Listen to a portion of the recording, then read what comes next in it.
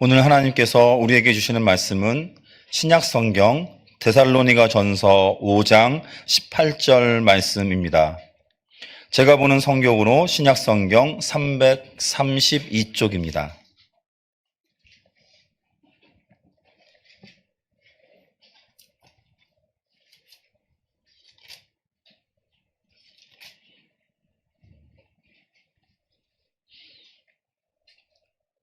신약성경 데살로니가전서 5장 18절 말씀을 봉독합니다. 이 계시의 말씀을 봉독할 때에 살아계신 하나님의 음성을 다 함께 들으실 수 있기를 바랍니다. 범사에 감사하라. 이것이 그리스도 예수 안에서 너희를 향하신 하나님의 뜻이니라. 아멘. 오늘 본문을 포함해서 앞에 16절부터 18절까지의 말씀은 신앙을 시작한 지 얼마 안 된 분들을 제외하면 이제 그리스도인이라면 대다수가 아마 암송하는 말씀입니다. 한번 가능하신 분은 한번 암송해 보시고요. 잘 모르시는 분은 성경을 보시고 우리 16절부터 18절까지의 말씀 함께 한번 암송 혹은 읽어보겠습니다. 시작. 항상 기뻐하라. 쉬지 말고 기도하라. 범사에 감사하라. 이것이 그리스도 예수 안에서 너희를 향하신 하나님의 뜻이니라. 아멘. 네, 잘하셨습니다. 오늘은 이 말씀들 중 마지막 범사에 감사하라라는 말씀을 나누어 보려고 합니다. 우리나라는 예로부터 한 해의 소출을 거두는 그 가을경 이제 추석이라는 명절로 이제 감사의 의미를 나눠왔습니다. 그런데 그리고 또 교회는 이렇게 11월 징경에 추수감사절이라고 또 이렇게 절기를 지킵니다. 그런데 사실 우리가 지키는 이 추수감사절은 다른 교회 절기인 부활절이나 성탄절 등과 달리 고대 교회로부터 오랜 전통으로 지켜온 교회 절기는 아닙니다. 잘 아시겠지만 영국에서 교회의 그 종교의 자유를 찾기 위해서 당시 신대륙으로 불리던 미국으로 넘어간 청교도들이 이제 그 땅에서 첫 소출을 거둔 뒤에 이제 주변 원주민들, 인디언들과 나눠 먹은 뒤에 나눠 먹는 것을 계기로 이렇게 추수감사절을 지키기 시작했다고들 합니다. 그러나 이러한 감사의 절기는 그렇다고 또 비성경적인 건 결코 아닙니다. 추석에 가족들과 모여서 한 해를 정리하고 풍성한 음식을 나누며 그리고 기쁨과 감사를 공유한다면 참으로 의미 있는 시간일 겁니다. 물론 차례를 지낸다거나 하는 그런 전통마저 제가 인정한다는 말씀은 또 아닙니다. 다만 추수감사절과 같은 감사의 의미를 담고 있는 추석 자체를 비기독교적이라고 말할 수는 없다는 것이죠. 게다가 이러한 감사와 관련하여서 어떤 특별한 날을 지정하는 것은 성경에서도 볼 수 있는데요. 출애굽 후에 모세를 통해 하나님께서 이스라엘에게 주신 그 율법에 따라 저들이 지킨 3대 절기는 모두 이 감사와 관련이 되어 있습니다.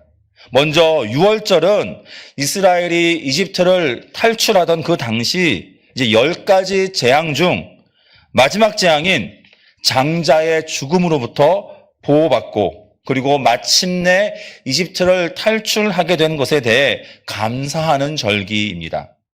그리고 맥추절 혹은 오순절로 지키는 이 절기는 밀을 수확해서 이에 감사하는 마음으로 그 추수한 것을 드리는 감사절입니다.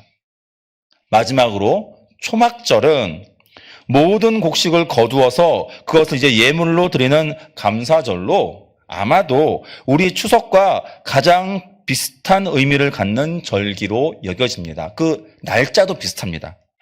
그런데 오늘 본문은 이처럼 특별한 날을 정해 감사의 의미를 기억하고 기념하는 것을 넘어서 더욱 적극적인 감사의 자세를 요구하고 있습니다. 우리 본문을 다시 보시죠. 우리 한 번 더, 짧으니까요. 한 번 더 함께 읽어보겠습니다. 18절만입니다. 범사에 감사하라. 이것이 그리스도 예수 안에서 너희를 향하신 하나님의 뜻이니라. 아멘. 네. 범사, 즉 모든 일에 하나님 감사하라고 합니다. 네. 모든 일입니다.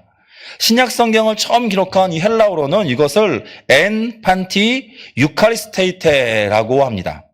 근데 여기서 판티는 모든 일 혹은 모든 것이라는 뜻을 갖고 있고, 유카리스테이테는 감사하다는 그 동사의 명령형입니다. 즉 우리말 범사에 감사하라는 원어를 그냥 직역한 것입니다. 즉 다른 어떠한 조건도 붙지 않습니다. 그저 모든 일에 감사하라 라는 뜻이라는 거죠. 그저 감사할 것을 명령할 뿐입니다. 감사해라. 어떤 때 해야죠? 아니야. 어느 때에 감사하라는 거죠? 아니야. 무슨 일로요? 아니야. 무슨 일이든지 어떤 때든 오로지 감사하라 라는 것입니다. 조건을 거는 것은 감사가 아닙니다. 하나님, 이렇게 해주시고요. 저렇게 해주세요. 그럼 제가 감사하겠습니다. 아닙니다. 이렇게 하든 저렇게 하셨든 하나님 감사합니다. 네, 이것이 정답입니다. 이와 같이 말하고 행동한 대표적인 성경 속 인물들이 있습니다. 누구일까요? 바로 하나냐, 미사엘, 아사랴입니다. 네, 좀 낯선 이름들이죠. 하지만 여러분, 이 사람들은 분명히 유명한 사람들이고 여러분도 분명히 잘 아는 사람입니다. 왜냐하면 이들은 다른 이름으로 더 잘 알려졌기 때문인데요. 바로 다니엘의 세 친구라 불리는 사드락, 메삭, 아벳느고입니다. 이들은 바벨론의 포로로 잡혀가서 바벨론 왕 느부갓네살의 그 정책으로 왕실에서 높임받고 또 엘리트 교육을 받습니다. 물론 이것은 포로로 잡아온 그 엘리트 유대인들을 이제 바벨론화 시켜서 자신들의 통치에 유리하게 이용하려는 계획일 뿐이었죠. 그런데 다니엘과 이들 세 사람은 비록 포로로 잡혀왔으나 하나님을 향한 그 신앙을 결코 놓지 않았습니다. 그리고 다니엘 3장에 나오는 이야기입니다. 이제 아마 두라 평지라는 곳에 느부갓네살 왕이 금으로 만든 신상을 세우고 그리고 모든 백성에게 그 신상을 향해 엎드려 절하게 하였습니다. 그리고 명령하기를 그렇게 하지 않으면 맹렬히 타는 풀무불에 던져 넣겠다라는 포고를 내렸습니다.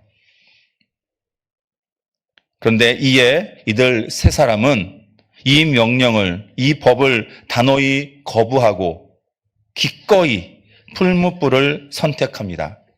다니엘 3장 17절과 18절 말씀입니다. 왕이여, 우리가 섬기는 하나님이 계시다면 우리를 맹렬히 타는 풀무불 가운데에서 능히 건져내시겠고 왕의 손에서도 건져내시리이다.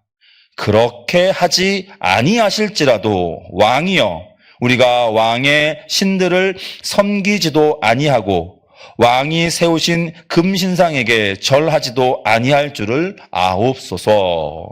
아멘. 제가 읽지는 않았지만 느부갓네살 왕은 이 세 사람에게 마지막으로 한 번 더 기회를 줍니다. 한 번만, 야 얘들아, 너 한 번만 이 신상에 절을 하면 지금껏 니네가 거부하고 신상에 절하지 않았던 행동들 내가 그 책임을 더 이상 묻지 않을게. 이렇게 말이죠. 물론 우리는 이들이 하나님의 손에 의해 구원받은 것을 잘 알고 있습니다. 이후에 이 성경을 우리가 읽었기 때문에요. 그러나 지금 제가 방금 읽은 17절과 18절의 고백은 분명 하나님께 구원을 받은 다음의 고백이 아닙니다. 그 다음에 기록된 것이 아닙니다. 이들은 느부갓네살 왕의 마지막 그 권유를, 그것을 거부하고 그들은 풀무불을 택했습니다. 18절 상반절에 그렇게 아니하실지라도, 그렇게 하지 아니하실지라도, 이 문구는 어떤 의미에서는 하나님의 그 주권적인 개입을 믿지 못하는 말로 들릴지도 모릅니다. 구해주실 거야, 구해주십니다, 이런 확신에 찬 말이 아닌 것처럼 보이지요. 그러나 그렇게 하지 아니하실지라도는 참으로 신실한 고백이자 진정한 감사의 자세라고 말씀드릴 수 있습니다. 한때 교회들마다 간증 집회가 매우 유행했던 그런 적이 있었습니다. 유명세를 타는 간증 그 강사는 몇 달씩 스케줄이 잡혀 있어서 우리가 모시기도 힘들고 또 강사로 역시 꽤 컸던 걸로 이렇게 알고 있습니다. 물론 저들의 간증을 통해서 하나님의 그 일하심을 깨닫고 또 신앙적으로 성장하는 기회를 얻는 그런 경우도 분명히 있을 겁니다. 다만 제가 좀 삐뚤어진 시선을 가져서인지 몰라도 교회에서 선호하는 어떤 간증자들의 그 면모를 보면 그들의 삶의 어떤 그런 것들을 보면 그 패턴이 매우 비슷한 패턴의 간증을 전합니다. 신실한 믿음의 가정에서 태어나서 또 부모님의 그 기도로 말미암아 잘 나가는, 즉 사회적으로 성공하고 또 부와 명예도 얻습니다. 그러나 그런 것들로 인하여서 그는 점점 교회와 멀어지고 세상의 즐거움에 빠져서 교만해집니다. 그리고 거의 대다수가 갑자기 큰 병을 앓거나 혹은 사업이 갑자기 쫄딱 망합니다. 그리고 그때서야 누가복음 15장의 그 돌아온 탕자처럼 하나님께 통회 자복하고 그렇게 하나님께 주께로 돌아옵니다. 자, 이후로는 하나님께서 욥에게 이제 시련 전에 그가 소유했던 것보다 2배나 되는 복을 회복해 주셨듯이 이들 간증자들 역시 다시 성공을 거둡니다. 이제는 성공한 그리스도인으로서 감사의 삶을 살며 그렇게 자신의 삶을 나누는 그런 간증자의 삶을 산다고 하면서 이렇게 간증을 마무리하고 또 자신의 삶처럼 그렇게 회중들에게 당신들도 그렇게 사십시오라고 초대하고 또 결단하자라고 하며 간증을 마무리합니다. 물론 하나님께서 그렇게 저들을 사용하셨을 수 있습니다. 또 제가 함부로 저들의 간증한 진정성을 논할 수 없습니다. 하지만 저는 사드락과 메삭 그리고 아벳느고의 고백, 그렇게 하지 아니하실지라도는 저들 간증자들의 그 간증에서 찾아볼 수가 없었습니다. 어쩌면 실패하여 무너진 후 다시금 신앙을 회복했으나 사회적으로 과거의 그 부와 명성을 회복하지 못한 이들을 많은 교회들이 간증자로 부르지 않아서 제가 모르는 걸 수도 있죠. 그런 사람들이 있는지. 네. 앞서 제가 말씀드린 감사는 조건을 달면 안 된다고, 그것은 진정한 감사의 모습이 아니라고 말씀은 드렸으나 실상 교회는 하나님께 감사하라고 말만 그렇게 할 뿐 사람들에게 신앙생활 열심히 하면 저들 간증자들처럼 하나님께 감사할 거리들을 많이 받을 거야 라는 그런 조금은 잘못된 메시지를 전해왔던 것 같습니다. 범사에 감사하라. 사도 바울은 이렇게 권면하면서 이에 대한 근거를 18절 그 하반절에서 이렇게 말하였지요. 이것이 그리스도 예수 안에서 너희를 향하신 하나님의 뜻이니라. 메시지 성경은 위 말씀을 이렇게 번역하고 있습니다. 이것이야말로 하나님께서 그리스도 예수 안에 있는 여러분에게 바라시는 생활 방식입니다. 그렇습니다. 저는 이 번역이 참으로 마음에 와닿습니다. 그리스도 예수 안에 있는 우리, 즉 그리스도인의 생활 방식은 모든 일에 감사가 먼저라는 겁니다. 물론 쉽지 않습니다. 갑작스러운 사고나 혹은 금전적인 피해를 당했을 때 하나님께 감사합니다라고 고백하는 것, 네, 말은 쉽죠. 아니, 입술에 그 고백은 나올 수 있습니다. 하지만 그러한 사건, 사고로 말미암아 받은 그 심신의 충격을 이겨내는 것은 분명 쉬운 일은 아닙니다. 조금 전 풀무불에 들어가는 세 사람의 이야기를 말씀드렸는데 이들과 마찬가지로 하나님의 뜻에 합당한 삶의 방식으로 감사를 실천하고 또 고백한 한 인물이 있습니다. 성경을 우리가 좀 몇 곳을 좀 찾아보면 좋겠는데요. 구약성경 시편 34편입니다. 제가 보는 성경으로는 구약 825쪽입니다. 한번 찾아보시겠습니까? 시편 34편, 구약성경 825쪽입니다. 우리가 본문 전체를 읽지는 못하고요. 다만 본문 위에 표제라고 불리는 어떤 시편만의 특징적인 부분을 함께 읽어보겠습니다. 34 옆에 보면 다윗이라고 시작하는 부분입니다. 함께 읽겠습니다. 다윗이 아비멜렉 앞에서 미친 채 하다 쫓겨나서 지은 시. 다윗은 사무엘에게 기름 부음을 받은 후 이제 왕위에 오르기까지 참으로 험하고 힘든, 요즘 말로 말하면 빡센 그러한 삶을 살았습니다. 생명의 위협도 당하고요. 그리고 배신도 당하고 자신이 처음 전쟁에서 죽인 저 적장 골리앗의 나라인 블레셋으로까지 도망쳐서 망명하기까지 그는 그러한 힘든 삶을, 시련을 겪었습니다. 방금 본 시편 34편도 사울 왕으로부터 도망쳐 저 블레셋의 왕 아비멜렉에게 잠시 그 몸을 의탁했을 때를 배경으로 한다라고 이 표제는 이야기하고 있습니다. 그런데 그 아비멜렉 곁에 있던 일부 신하가 다윗을 알아본 모양입니다. 이 다윗, 골리앗을 죽이고 이스라엘의 어떤 영웅, 전쟁 영웅, 이 사람을 알아본 것이죠. 그러자 다윗은 내가 위험하구나. 그렇게 생명의 위협을 느끼고 방금 읽은 대로 미친 척 연기를 합니다. 성경에서는 그가 침을 질질 흘려서 침이 수염을 타고 흘러내리기까지 그렇게 혼을 담은 연기를 통해서 위기를 모면했다고 합니다. 자, 그러나 여전히 다윗의 상황은 어렵습니다. 사울의 위협은 여전합니다. 그러나 그는 34편 전체에서 우리 하나님을 찬양하고 있습니다. 비록 문제가 해결되지 않은 상황, 그렇게 하지 아니하실지라도 그는 찬양과 감사의 고백을 드리고 있습니다.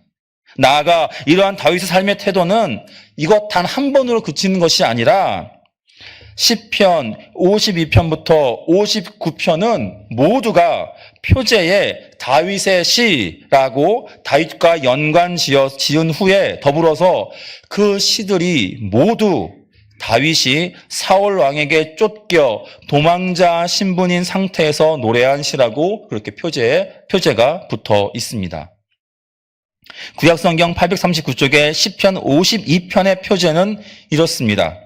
다윗의 맞쓰길, 인도자를 따라 부르는 노래, 에돔인 도액이 사울에게 이르러 다윗이 아히멜렉의 집에 왔다고 그에게 말하던 때에, 사울 왕에게 쫓겨 도망치다 아히멜렉이라는 제사장 집에 잠깐 머물렀던 다윗, 그리고 그것을 본 도액이라는 사람이 사울 왕에게 밀고 하여서 사울 왕에게 꼬리가 잡힐 위험한 순간이었습니다. 그리고 이 아히멜렉은 사울 왕에게 죽임을 당하고 그 집안 사람들도 완전히 모두가 도륙을 당하는 그런 비극을 겪은 상황이었습니다. 그러나 다윗은 이 시의 마지막에서 이렇게 고백합니다. 8절과 9절 말씀인데요. 제가 읽겠습니다. 그러나 나는 하나님의 집에 있는 푸른 감람나무 같으며 하나님의 인자하심을 영원히 의지하리로다. 주께서 이를 행하셨으므로 내가 영원히 주께 감사하고 주의 이름이 선하심으로 주의 성도 앞에서 내가 주의 이름을 사모하리다. 아멘. 오해하시면 안 됩니다. 아직도 지금 이 시편의 상황에서는 다윗은 여전히 쫓기는 신세입니다. 그리고 다음으로 시편 54편의 표제입니다. 다윗의 맞서길 인도자를 따라 현악에 맞춘 노래. 10사람이 사울에게 이르러 말하기를 다윗이 우리가 있는 곳에 숨지 아니하였나이까 하던 때에. 작년 여름 제가 전했던 설교 본문인데요. 셀라 하마느곳이라는 제목으로 말씀을 전했었습니다. 여기서는 10사람들을 다윗이 구해줬는데 근데 이들은 다윗의 뒤통수를 치는 배신을 하고 사울왕에게 다윗이 여기 있습니다 라고 밀고를 하여서 또다시 다윗을 위험에 빠뜨립니다.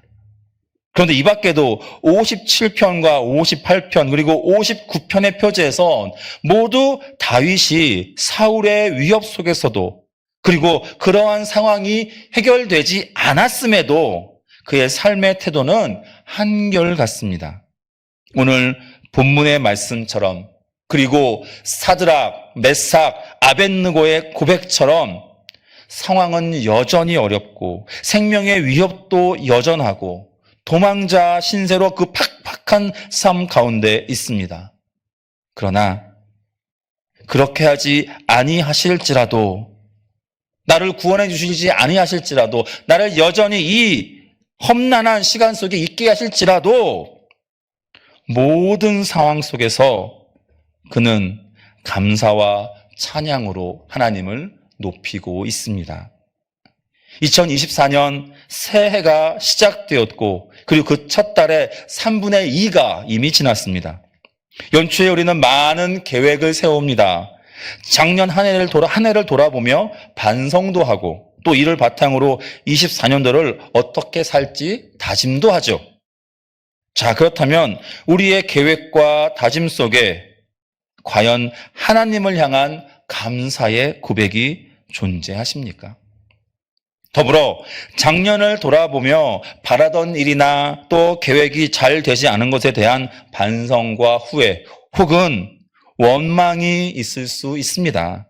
그러나 그와 동시에 아니요, 무엇보다 먼저 그렇게 하지 아니하셨을지라도 우리 하나님께 감사하셨던가요?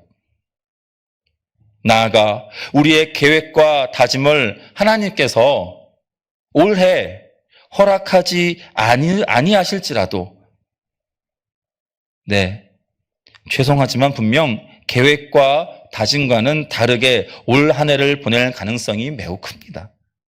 또 죄송하지만 바라던 물질이나 혹은 지위 역시 이루지 못할 수가 있습니다. 그런데 그럴 때 그렇게 하지 아니하실지라도 감사와 찬양을 드리겠다는 믿음의 결단이 있으신지요? 범사에 감사하라. 이는 그리스도 예수 안에서 너희를 향하신 하나님의 뜻이니라. 날마다 감사하는 삶을 통해 하나님의 뜻을 행하는 그리고 그러한 삶을 통해 하나님의 뜻을 전하는 우리 모두가 되시기를 바랍니다. 기도하겠습니다. 신실하신 하나님 아버지 감사합니다. 하나님은 언제나 우리 곁에 계시며 우리를 위해 일하시는 그런 분이십니다. 그러나 우리의 입술과 우리의 삶 속에 하나님을 향한 감사의 고백을 자꾸만 잊고 사는 것 같습니다. 기쁨에 감사하고 슬픔에 감사하게 하옵소서. 성공에 감사하고 실패에 감사하게 하옵소서. 건강함에 감사하고 고통 중에 감사하게 하옵소서. 부요함에 감사하게 하시고 가난한 것에 감사하게 하옵소서. 언제나 어디서나 어떠한 상황 가운데에서도 먼저 감사하게 하시고 내 계획과 생각과 다를지라도 그렇게 하지 아니하실지라도 감사드리는 우리 모두가 되게 하옵소서. 예수 그리스도의 이름으로 기도드립니다. 아멘.